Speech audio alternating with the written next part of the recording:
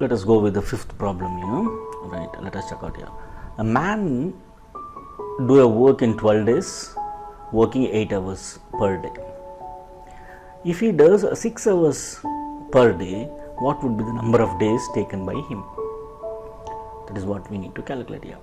Right, what and all they have given here, the information. So first one is man, correct? Let us consider this is M1. Right, how many days? That is D1. First one is D1 and H1, number of hours, that divided by W1, that is work, number of work. Here M2 D2 H2 by W1. So W1 is same thing, so you can cancel it here. Now this equation becomes what? M1 D1 H1 is equal to M2 D2 H2. Right, this is man, right, both are same, so you can cancel. The next one is D1 H1 is equal to D2 H2. Directly you can write down and work this. Right, now D1 is how many number of days he worked, that is D1 is 12 days, correct? How many hours? 8 hours per day, correct? 8 hours per day. Right, D2 is what?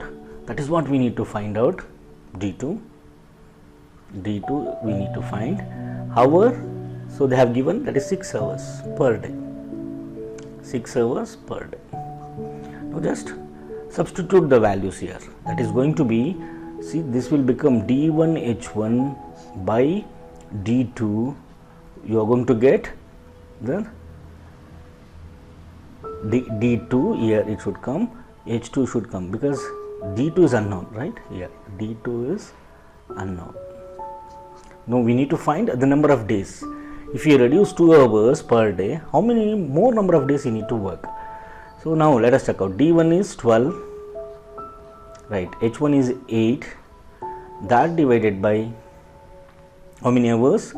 6 hours. If you reduce 2 hours per day, that is 6 hours, which is nothing but number of days, correct? Now simplify it. 6 ones are 6 twos are 8 twos are 16 days he need to work if he reduces 2 hours per day,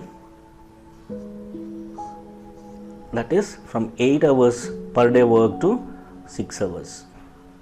So automatically what happens here, the number of days when he works for 8 hours, it is 12 days. When you start working 6 hours, it becomes 16 days. Right, this is inverse proportion problem, right? The answer is 16 days. Fine.